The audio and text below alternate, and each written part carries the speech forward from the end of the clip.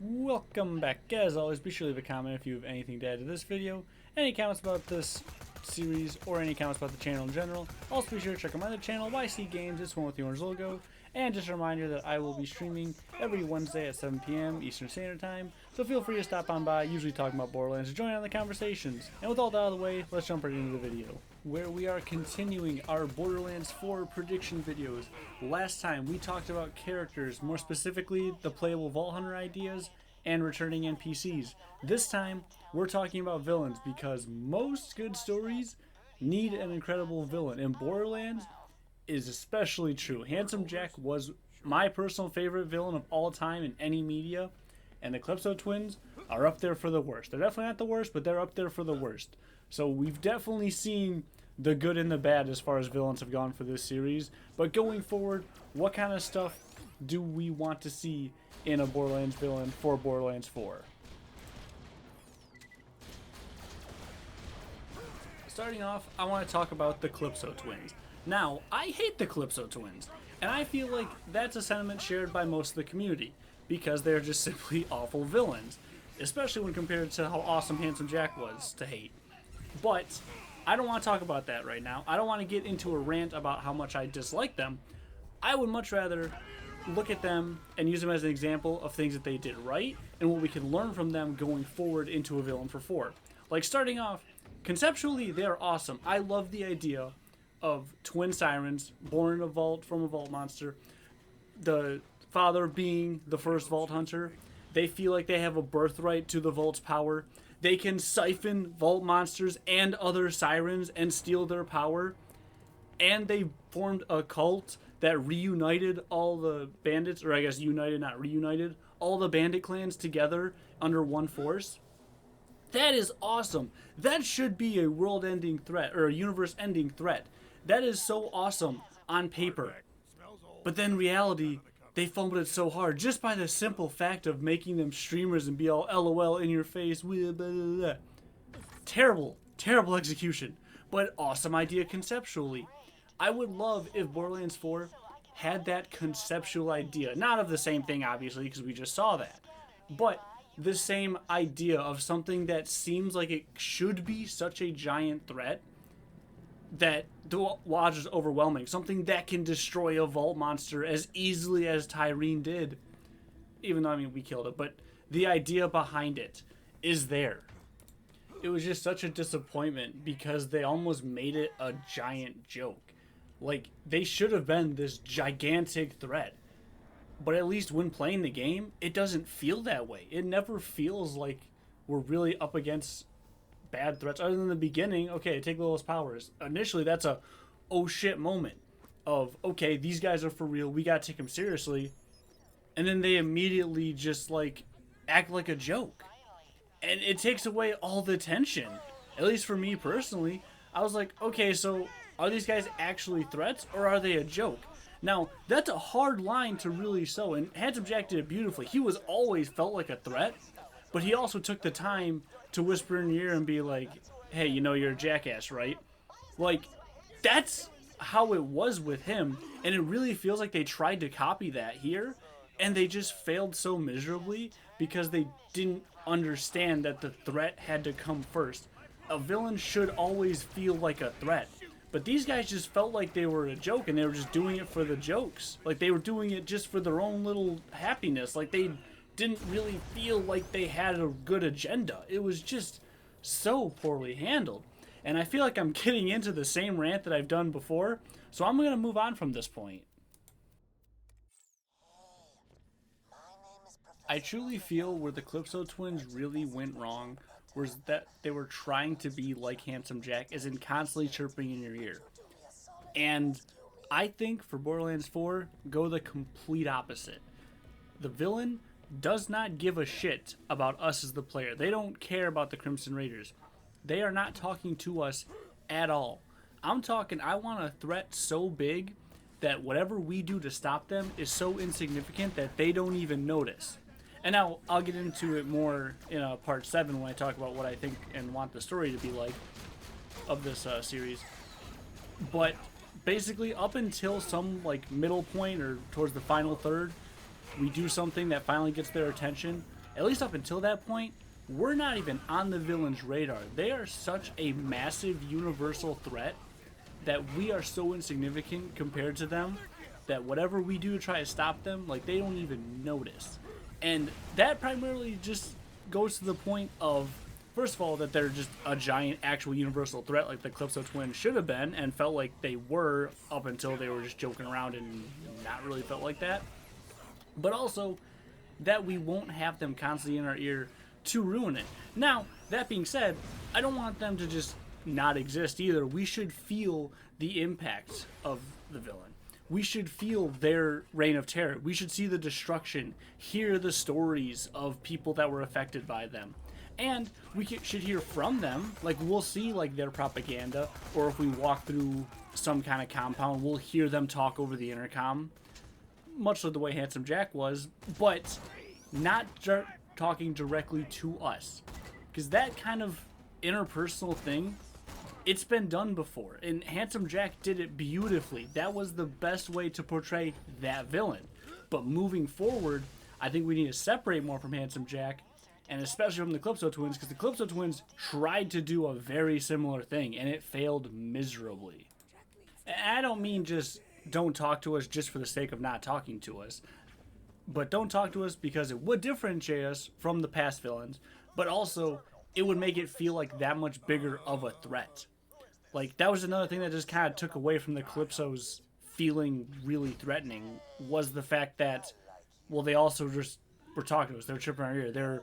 They took the time to edit very cringy videos to mock us. Like, it was such a weird difference between what they're supposed to be of a giant threat versus what they actually were. And I think an actual genuine threat that could be universe ending, especially if we are getting towards this big war that was foretold in in the pre-sequel, I want something that feels like a bigger threat. Something that would be a multi-game threat. Now, again, I'll kind of cover this more in my story predictions video, which is part 7, so, keep an eye out for that. And let me know down in the comments if you have anything you want me to add to, like, those videos when I make them. But have some kind of multi-game threat villain. Like, I think Borderlands 4 should be more a build-up game to this big war that Borderlands 5 hopefully would be. Now, if that's how it pans out, who knows? Because Borderlands 3 is what they said were, like, the big one in the advertising. Like, that's what was kind of a thing that I think Randy Pitchford mentioned a few times. Like, this is a big one. This is the big one. And then it wasn't. And it wasn't even, like, a build-up to the actual big one. Like, there's a prophecy of this big war coming. If that's what Borderlands 3 was, well, that's just dumb. And obviously it's not. That's not what it is.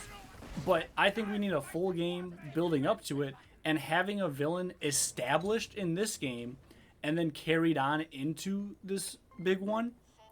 Now that's more what I'm thinking of for a villain.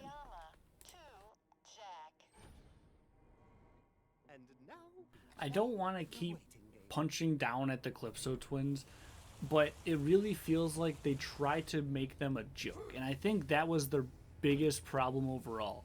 It was such a threatening idea, but every time they were on screen or every time that they were in your ear talking, they tried to be a joke. And a main villain shouldn't just be a joke. Now, Jack was funny. Like, he had a lot of jokes to him, but that wasn't all he was about. He still, at the end of the day, was a real threat and actually felt like it. The Clipo Twins just didn't feel like a threat, even though they were. Like, they technically were. There was a giant threat to the universe, even. But it didn't come off that way because they more played off as a joke. And that's not what a main villain should be. Save that for the side villains. Like, if you have, like, an area or a planet controlled by some psychopath with his own little quirk, okay, that's fine. That's all well and good. That's what that kind of stuff should be reserved for, is more minor villains. And that would even make sense why they would be talking in your ear. If you're raiding some dude's compound, it would make sense that if he had your echo information, that he would be talking to you like, hey man, fuck off, like, I'm all here doing my thing, whatever. Give them the jokes. They should be the ones with outlandish personalities and be played off as a joke. Granted, in Borderlands 3, that also didn't go off very well. Like, Trump was just awful. But at least that was better than making the main villain that kind of character.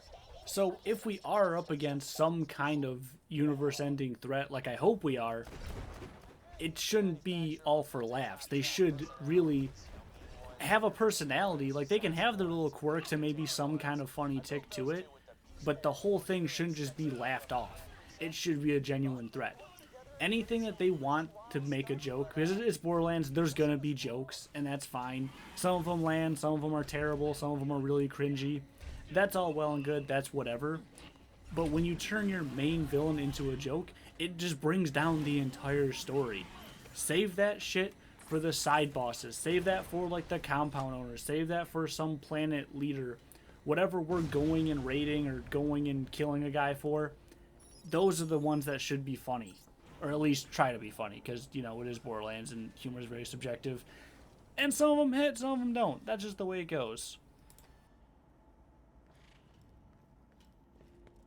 Now, I know I basically said this in the past points, but don't bring back Handsome Jack. Don't bring back an AI of him, not some doppelganger. Don't bring back Timothy, but now he's, like, fully acting like Jack. Don't bring back Jack, or even anyone like Jack. Not a fanboy that wants to become him. None of that. He was a great villain. Like I said earlier, he is my favorite villain of any media of all time. But I don't want more of him. I think his story was perfect in 2. The pre-sequel pushed it a little bit. Like, it's cool to see his origin, but at the same time, it kind of felt unneeded. And in Tales from the Borderlands, they found at least an okay way to bring him back that made sense. But even then, it was like, okay, maybe we should move on from this villain. And we should. He was a great villain. But the key word is he was a great villain. I feel like, especially nowadays, the way the writing's been the past few games, if they bring him back, it's just going to be awful. And they're going to make me hate him. And I do not want to hate Jack. I love him too much as a villain. Well, I love to hate him. I don't want to hate him, his character. I want to be in love with hating him. That makes sense. He's a villain. You know, I'm not going to side with him. I'm not going to say he was all right. I'm just saying that he was a fantastic villain. But I don't want him to come back because we've seen enough of him. And that's all.